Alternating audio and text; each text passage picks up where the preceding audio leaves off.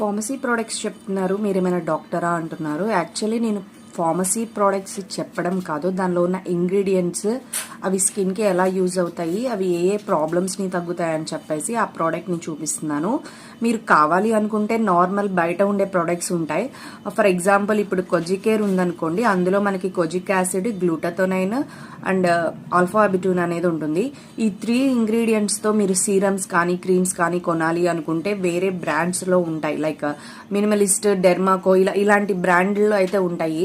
అవి విడివిడిగా తీసుకోవాలి. లైక్ కొజికేర్ ఒకటి ఉంటుంది, మళ్ళీ ఆల్ఫాబిటూన్ విడిగా సీరం ఉంటుంది, అండ్ గ్లూటాథోనైన్ సీరమ్స్ ఉంటాయి. ఇలా 3 సీరమ్స్ని మీరు తీసుకొని యూజ్ చేయాలి.